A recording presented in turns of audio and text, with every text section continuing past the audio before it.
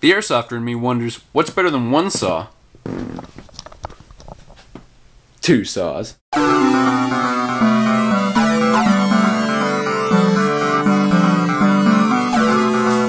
What's up guys, it's Nelson from Job Badger Airsoft, and today we're talking saws. I have been lucky enough to get my hands on two squad automatic weapons, the A&K M249 and the Echo1 M249 Para, and we're going to be going over some of the features of them and doing a quick little review on each. But first, I want to talk about the saw platform in general. The real steel saw is a 5.56 light machine gun that's used extensively by the United States military and her allies. So, SAW stands for Squad Automatic Weapon. Now, this can technically be applied to a lot of different weapons, but generally when someone says a SAW, they're talking about the M249. SAWs generally come with a boxed magazine that can hold 100 rounds of real steel, or like 3,000 airsoft rounds. You can get them in a lot of different configurations, as illustrated by the Echo1 Para. Different stocks, different handguards, different barrel lengths. But you know, here are some pretty uniform features of most saws. Well, they all have this saw-style pistol grip with a trigger guard here. There's no like M4 style safety, but there is a button here. Press it in, press it out, and yeah, if it shoots, it's on. If it shoots, it's not safe, and if it doesn't shoot, it's on safe. There's no real, red is dead markings, so it can be a little confusing. I didn't know it was there at first. Charging handle right here. You have the cover, the dust cover. Pull it up, you flip it up. That is how you would load the rounds into the real steel. Of course, this is the airsoft one, so the box magazine feeds into a small port here, which we will go more in depth into later. A lot of saws have this carrying handle, and you can use it to, use it to carry the saw. It makes it a lot easier because this is a big gun, and you don't always want to have to shoulder it just to carry it. So, that being said, most saws also have this saw-style bipod. That's great for being mounted on a wall or something. It's very maneuverable, very slick, smooth, and allows you to really get at them, and lay down suppressing fire real quick. So, this one is the A&K saw. I think that's it for, saw characteristics. Some saws have a rail on top of this, top of the dust cover. I don't. This one doesn't. The Echo1 Para does, and that's what makes it a little special. But this is the A&K saw, and this is pretty much your default generic saw. Long barrel, flash hider. The A&K's is plastic, but as you can see, it is chipped off. But as a flash hider, longer barrel, full stock, iron sights, no rail on the top here. The plastic polymer handguards, and the bipod. This is pretty much a generic saw. We'll show you the Para, and that is a very much, it has a lot of specialist features to it that make me like it a little more. But, actually, yeah, let's bring it out now. So this is the Echo1 Para. As you can see, it's got the same basic flavor. It used to have the carrying handle up here, but it broke off. This one's an older Echo1 saw, but it's seen a lot of good use, and it still is in pretty good shape. So, as you can see, this one has a metal retractable stock. You just pull it out, force it in, and boom. One thing about this stock is it doesn't lock. So, I don't know if new ones do, or this is just, it's a design flaw, but whatever. As you can see, this Para also has a shorter barrel, which is good for cutting corners and maneuvering better with this big thing in tight spaces. But other than that, it's pretty much the same. As I mentioned before, it has the top rail, unlike the M249 from A&K, which this would be good for mounting an optic on, like a red dot or whatever. But same bipod, same handguard, and iron sights are the same. So, that's pretty much a basic overview of both guns. When we come back, I will be going more in depth on the A&K M249 saw.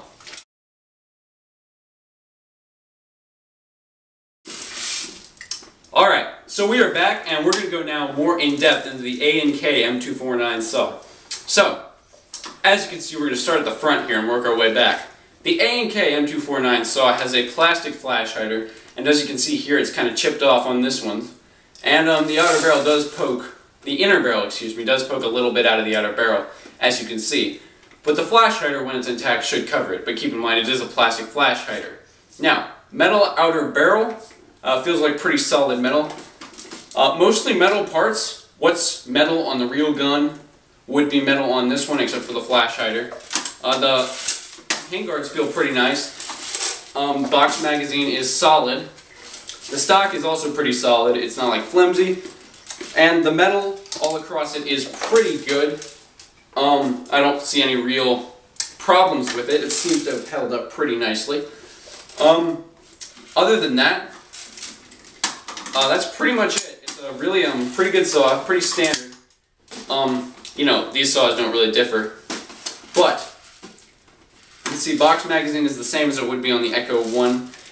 And for specialist features, that's about it. It's pretty run-of-the-mill M249.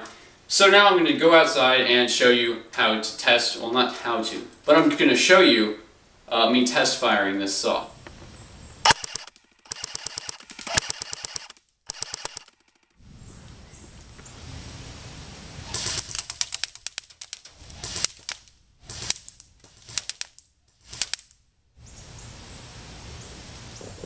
So, after shooting this thing, you can see there's very few misses on the paper. It was pretty easy to guide it on, and with some hop-up adjustment, you could really get this thing shooting pretty accurately. Alright, so we are back, and unfortunately, we are in the middle of a tornado warning, severe weather storm thing. So the storm kind of closed in on me before I could get the Echo1 out there. So, since I have to return this to Justin tomorrow, we're going to be doing this one's shooting video a little bit later. But yeah, we're going to have to postpone that due to inclement weather. So, that being said, let's go over this one. The Echo1 saw has a metal flash hider. Of course, it is bright orange. I know that turns some people off, and but you know, better safe than sorry. Bright orange metal flash hider, metal outer barrel, or what you know, whatever's left of the outer barrel, much shorter barrel, metal iron sights, metal stuff here, and of course you have your plastic handguards. This plastic, it definitely does feel a little bit rougher than the A&K, but I don't know, this one is older, and so, you know, it's changed a little bit. It does have the charging handle, carrying handle, but this one has broken off, but the new ones should have the carrying handle. It has the metal bipod.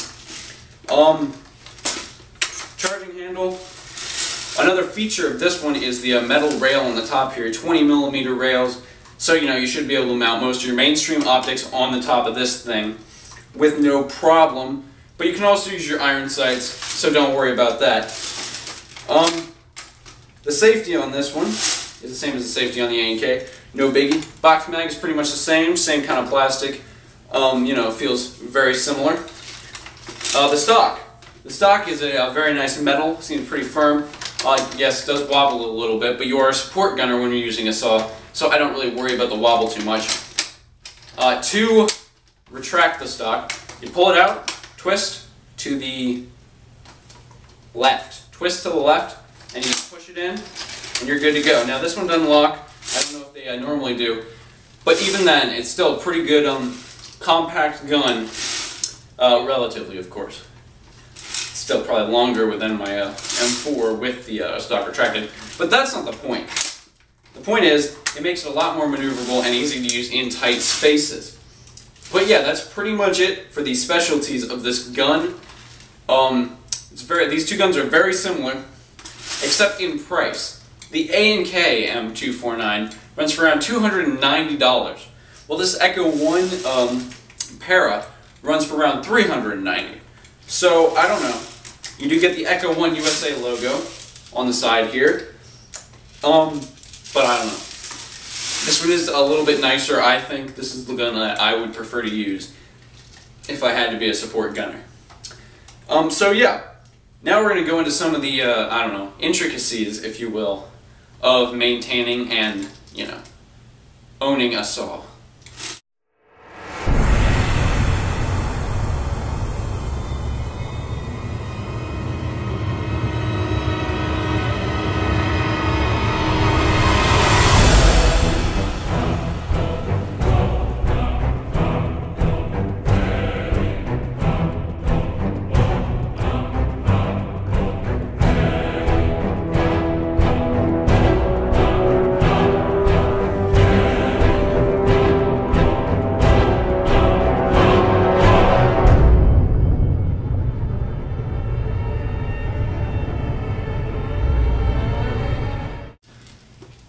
Alright, so we are back, and now we're going to go into some of the more detailed things about your M249 saw, if you happen to get an Airsoft LMG.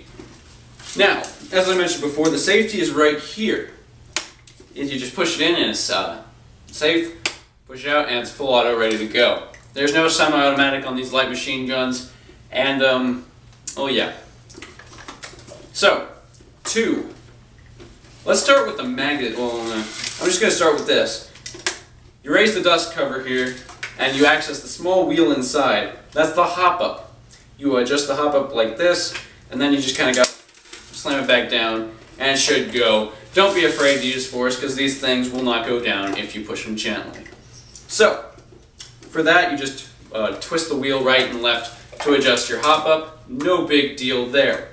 Now, as for the magazine, well, I'm going to come back and reposition the camera so this is a little bit easier for me. Stay tuned. Alright, so I'll admit that I'm not very familiar with the SAW platform, but we're going to do the best we can to show you exactly how to use it. So, first, let's start with the easy stuff. Carrying handle. Just kind of folds out. You push it in, fold it down, crap. Push it in again, fold up, no biggie. Now, magazine is like, yes, it will work. Alright, so to get the magazine out, you push down on this tab here, and the magazine will pop out. Then you just have to push down this tab and slide the box magazine off, and boom. Alright.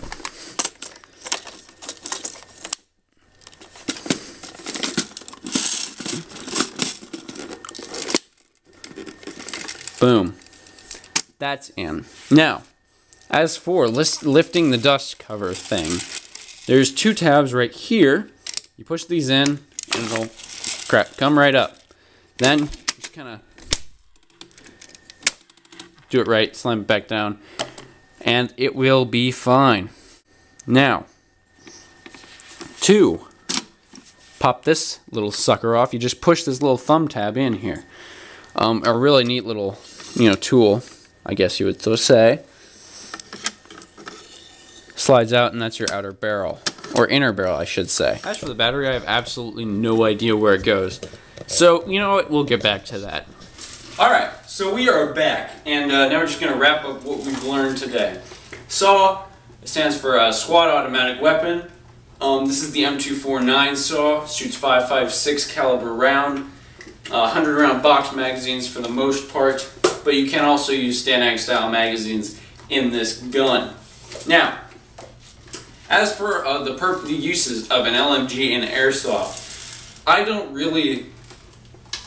not a big LMG fan when it comes to Airsoft. I can see why you might want one because they are pretty cool, but for the box mag, 2,000–3,000 rounds in an Airsoft gun, generally it's probably easier and cheaper just to carry around some high caps if you're into that. And if you really want a box magazine, you can get a box magazine for just about any kind of gun. So it's no big deal there. But I do enjoy the bipod and, just the feeling of being a dedicated support gunner with this thing. So yeah, these things generally shoot pretty hard. Just the thing is, they're $300, and it's because they're just so much gun. And it's not necessarily quality that you're getting with those $300, just a big gun. So that's my main concern with it. But, they're still pretty cool, and I love playing with them when I get a chance. I just wouldn't own one. So, with that being said, thank you for watching our SAW special. Don't forget to like, comment, subscribe. We love to hear your feedback, and this means a lot to us. And, yeah, you might be wondering about the shirt choice. Go Orioles. Orioles fan all the way. I don't like those Nationals. Go Orioles. The Orioles were here first, and the Nationals should leave. I don't like them. And this has been a great year so far. And I'll probably just jinx it on camera. So, that being said, go Orioles. And, yeah, that's about it. Thanks for watching. It's been a great time here with all these saws. Peace out.